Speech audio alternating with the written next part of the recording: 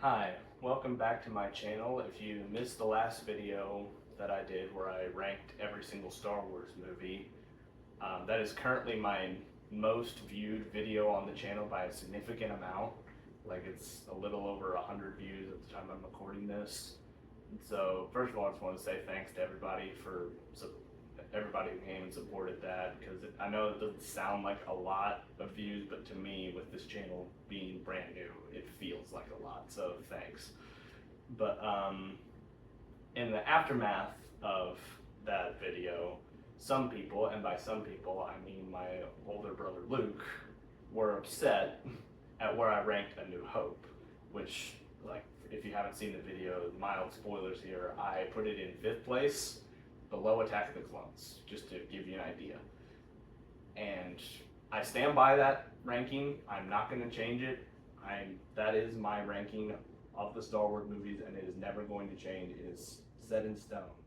But I figured to sort of make it up to him and prove that I'm not crazy and that I do still like A New Hope, I would make my next video sort of all about A New Hope, just to prove I am in fact a fan of this movie.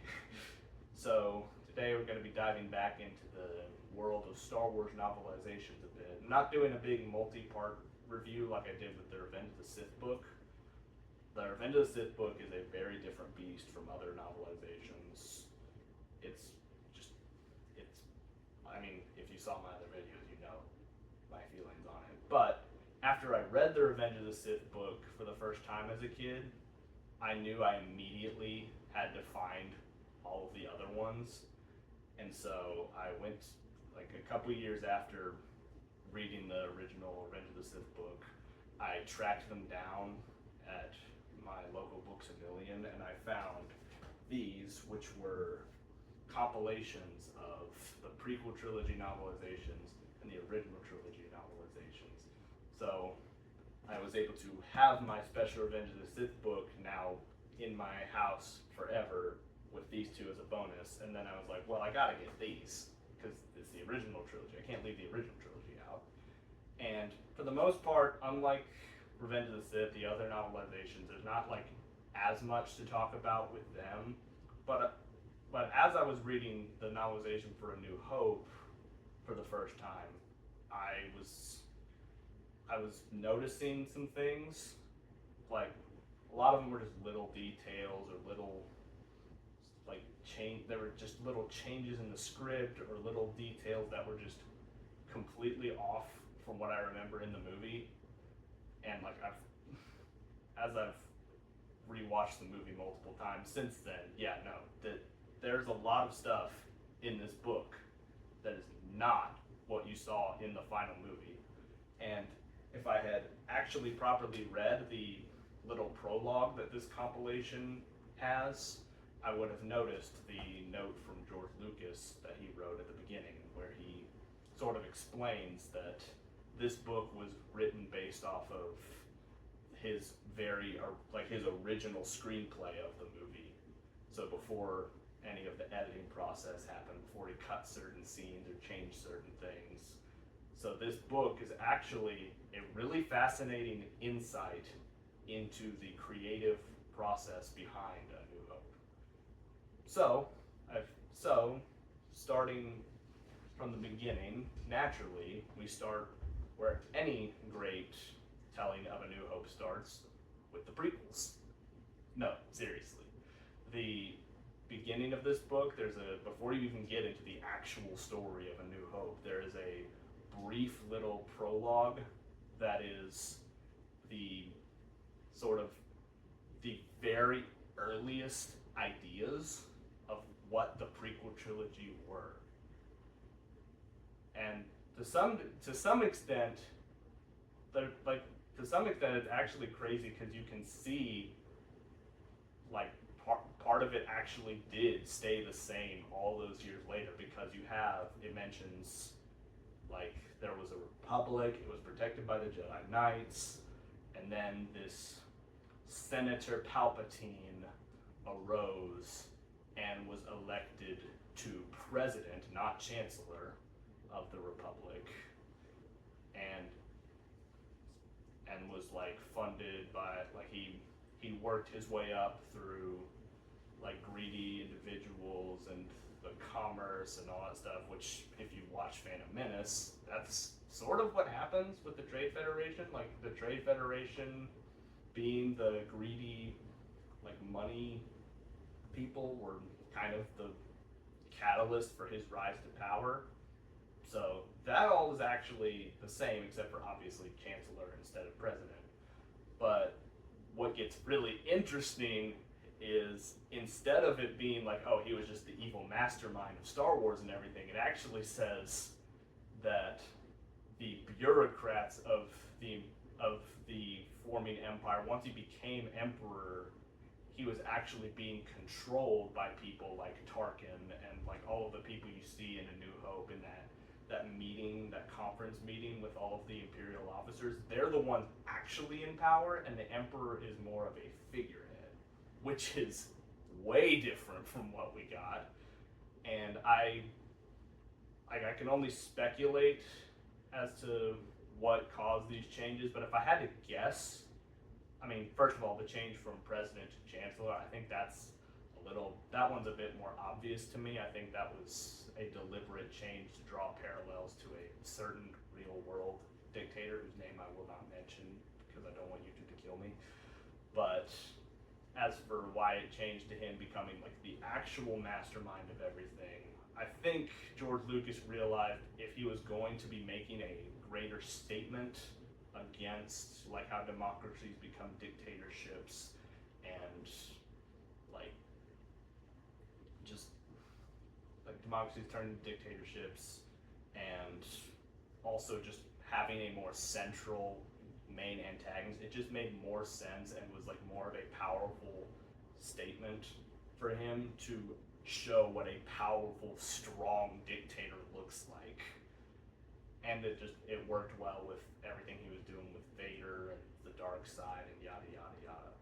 But just right out of the gate, to all the people who think that politics never belonged in Star Wars, there's the prequel trilogy during the rough draft of A New Hope that is already talking about politics. And speaking of the prequels, as you get into the actual introduction of A New Hope, you have a description when you get to when Vader like famously walks out into the hallway for the first time. The narration explicitly describes him as a Dark Lord of the Sith. And in case you missed it, when we get to the scene later in the movie when you have that conference meeting with the Imperial officers, there's some extra dialogue that was cut from the movie about where they're talking about Vader like before he walks in, and he's not going to force choke anybody yet, where they express disdain at having to deal with this Sith Lord. Again, I don't know necessarily why that dialogue was cut. It was probably just because they were trying to make the scene like quicker and flow better with the rest of the movie. But again, I just wanted to throw that out there. The prequels were always part of the plan. They were always part of the plan, and you can see it right here. Moving forward a little bit with like going further into the introduction, the first big thing that really jumped out at me as I was reading this is there's a lot of scenes towards the beginning of this book that are definitely not in the movie, where you have Luke showing up way before you see him. Like in the movie as we have it, you have the droids coming down from the battle, they go with the Jawas, and they separate, and then they come back together, and then they're being sold by the Jawas, and Luke just sort of naturally flows in. In this book, Luke shows up way sooner, and is actually, like, he's down on Tatooine, like, fixing something, and then he sees the space battle from down on the planet, and, like, pulls out his binoculars and, like, looks up, and then runs to tell everybody. And you have a scene with, like, him going to Tashi Station, which we only ever heard about in the movie, and then talking with Biggs about what all this means. And as it turns out, all of that stuff was actually going to be in the movie. Like, they were all these deleted scenes where find on YouTube, where that was originally going to be how you were introduced to Luke. And the reason why these were cut, there's a video you can find by a guy called Nerdonymous, where he goes into the makings of A New Hope.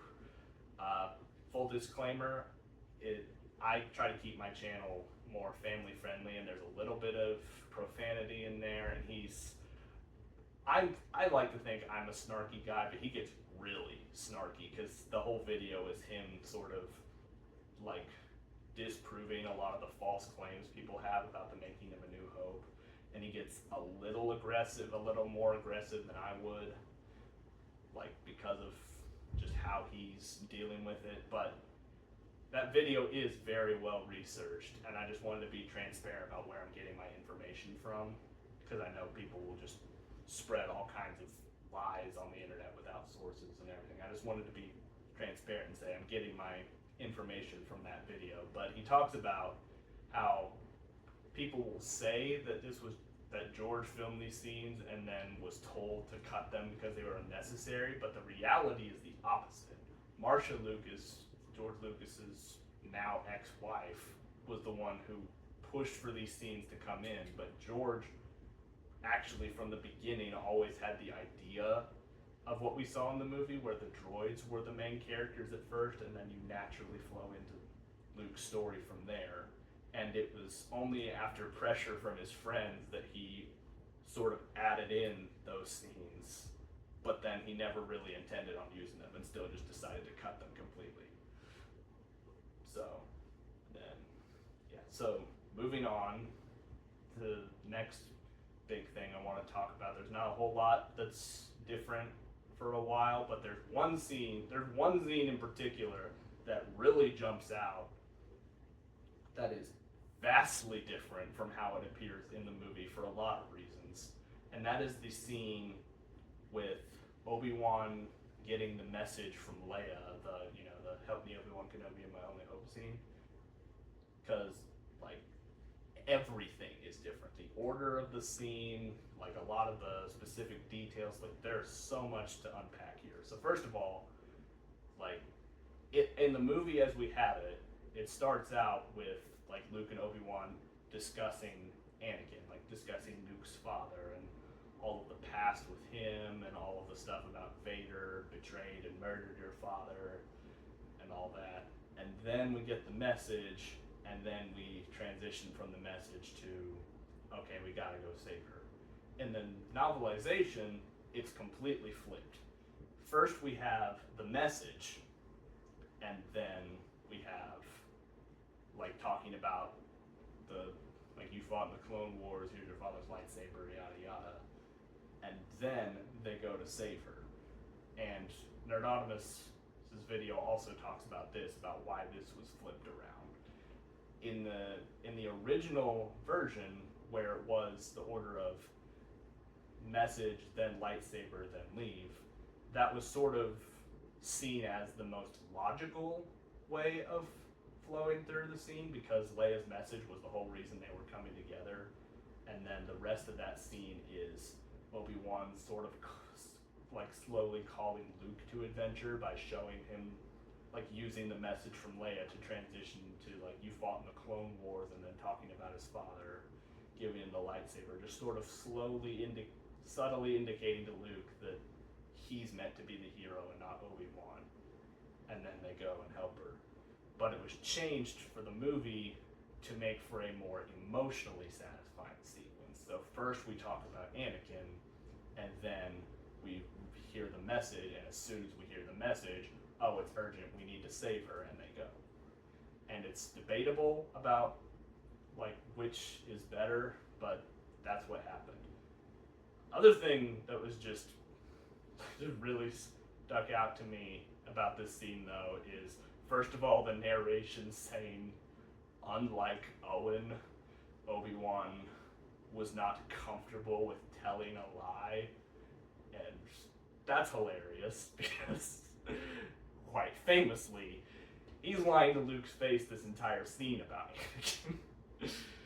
But also, like there's a little bit of dialogue that's not in the movie where Obi-Wan says that he doesn't know what Vader is after, like he doesn't know Vader's motives, and I'm very glad that was cut, because with everything that was revealed after the fact, that line would make absolutely no sense, because Obi-Wan knows exactly who Vader is. Honestly, even just in the context of this movie, how would Obi-Wan not know what Vader wants? He literally said he was his mentor.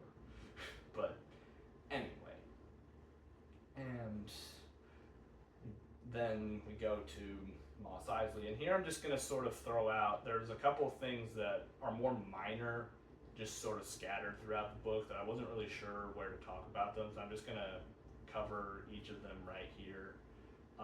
Going back to the opening a bit, one like minor detail that stuck out to me as odd was Captain Antilles, the guy that you see Vader choking at the beginning after he first walks out on the bridge, is named Captain Colton here.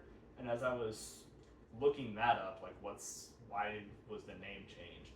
I don't know why the name was changed, but I did learn that in Revenge of the Sith, during the scene where Yoda and Obi-Wan and Bail are going to Coruscant, as they're about to land on Coruscant, and Bail gets the message about like the Senate meeting about to happen, they actually added the name Captain Colton back in for a completely different character you can see in the background of that scene.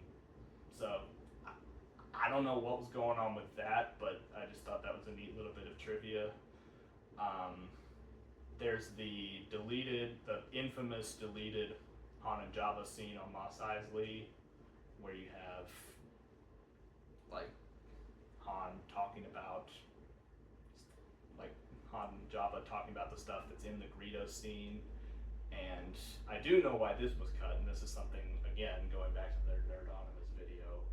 What happened with that scene is that it was originally being made before the Greedo scene, and they couldn't get the effects they wanted for Jabba to work back then, and so they took the exposition from that scene about what's going on between Han and Jabba and moved it over to the Greedo scene and then just cut it.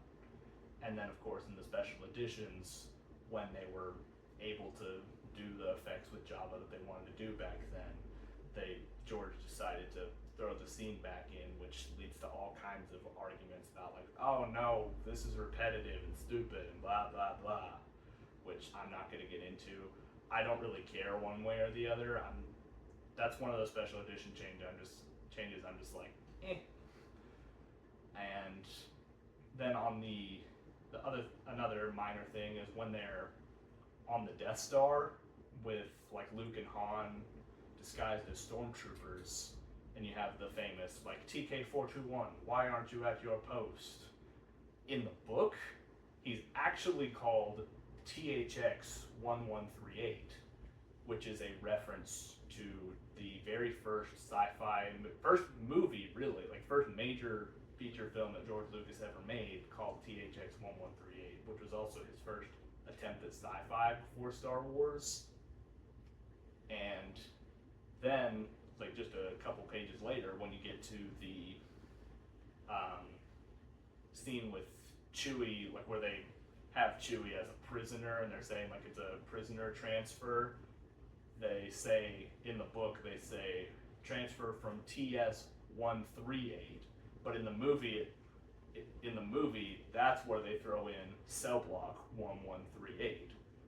And so I, like seeing those two things back to back, I was like, okay, what is the story here? And I looked it up. I don't know necessarily why the original one was cut, but I do know that the cell block 1138 was actually, according to a Wikipedia article, admittedly, so take that with a grain of salt, but it does cite some sources here.